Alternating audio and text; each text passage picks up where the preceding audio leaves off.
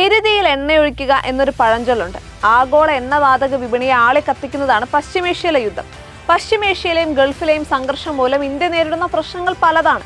Petrol, പാചകവാതകം തുടങ്ങിയ ഊർജ്ജ പ്രതിസന്ധി, വിലക്കയറ്റം, രൂപയുടെ മൂല്യത്തകർച്ച, ഓഹരി വിപണികളിലെ ചാഞ്ചാട്ടം തുടങ്ങിയ സാമ്പത്തിക മേഖലയിലെ തകർച്ച, വ്യാപാര ലോജിസ്റ്റിക് തടസ്സങ്ങൾ, പ്രവാസി സുരക്ഷയും ഇന്ത്യയിലേക്കുള്ള പണമയക്കലും നേരിടുന്ന വെല്ലുവിളികൾ എന്നിവ തുടങ്ങി രാജ്യം നേരിടുന്ന തന്ത്രപരവും നയതന്ത്രപരവുമായ വെല്ലുവിളികൾ വരെ പലതിലും കുരുക്ക് മുറുകുകയാണ്.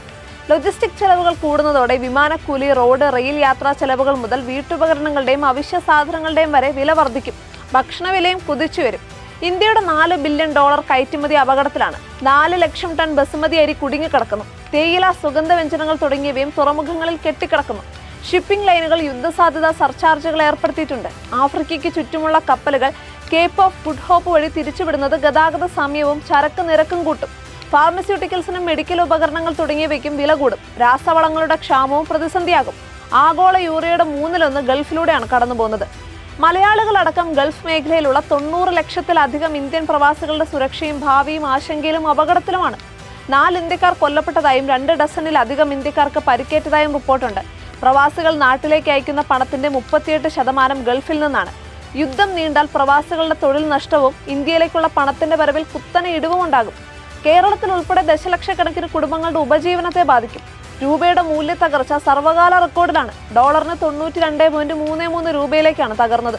ഓഹരി വിപണികളിലും തകർച്ച തുടങ്ങി. ഇന്ത്യ, മിഡിൽ ഈസ്റ്റ്, യൂറോപ്പ് സാമ്പത്തിക ഇടനാഴി പോലുള്ള പദ്ധതികളും ഇറാനിലെ ഇന്ത്യയുടെ ചബഹാർ തുറമുഖത്തിലെ പ്രവർത്തനങ്ങളും നിലച്ചേക്കും.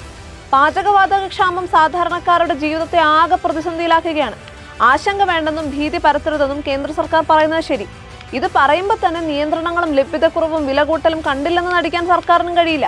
കേരളത്തിൽ 40%-ലേറെ ഹോട്ടലുകൾ പൂട്ടുകയോ ഇന്നോ നാളെയോ പൂട്ടുന്ന സ്ഥിതിയിലാവുകയോ ചെയ്തെന്ന് ഹോട്ടൽ ഉടമകൾ പറയുന്നു. എറണാകുളത്തും കോഴിക്കോടും പ്രശ്നം രൂക്ഷമാണ്. മറ്റിടങ്ങളിലും LPG സിലിണ്ടറുകളുടെ ലഭ്യതയിൽ കുറവുണ്ട്. ഡൽഹി, മുംബൈ, ബാംഗ്ലൂർ, ചെന്നൈ, കൊൽക്കത്ത തുടങ്ങിയ നഗരങ്ങളിലും വാണിജ്യ സിലിണ്ടറുകൾ ആവശ്യത്തിന് കിട്ടാതായി. ഒരാഴ്ചയ്ക്കകം രാജ്യത്തെ 60% ഹോട്ടലുകൾ അടയ്ക്കേണ്ടി വരുമെന്നാണ് റിപ്പോർട്ട്. ഇറാനെതിരെ തുടങ്ങിയ യുദ്ധത്തിന്റെ ആദ്യ 6 ദിവസം മാത്രം $11.3 ബില്യൺ, അതായത് 1 ലക്ഷം കോടിയിലേറെ രൂപ അമേരിക്കയ്ക്ക് ചെലവായെന്നാണ് പെന്റഗൺ വെളിപ്പെടുത്തിയത്. ചുരുങ്ങിയത് $50 ബില്യൺ എങ്കിലും ഇനിയും ചെലവ് പ്രതീക്ഷിക്കുന്നു. യുദ്ധ ഒരുക്കങ്ങൾക്കായുള്ള ചെലവുകൾ കൂട്ടാതെയാണിത്.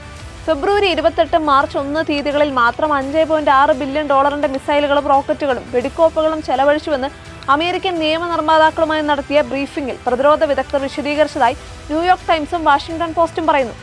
ഭീകരതയും യുദ്ധങ്ങളും ആര് ചെയ്താലും എതിർക്കപ്പെടണം. പഴയ കാര്യം പറഞ്ഞ് പുതിയ തെറ്റിനെ വെള്ളപൂശാനുള്ള ശ്രമം കൂടുതൽ ആപത്താണ്.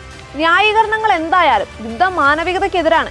ആയിരക്കണക്കിന് നിരപരാധികളെ കൊന്നൊടുക്കുന്ന, ഒരു പ്രശ്നത്തിനും ശാശ്വത പരിഹാരം ഉണ്ടാകാത്ത, ആരും ജയിക്കാത്ത, ആഗോള സമാധാനവും സുരക്ഷയും തകർക്കുന്ന യുദ്ധങ്ങൾ മനുഷ്യകുലത്തോട് ചെയ്യുന്ന പാതകമാണ്.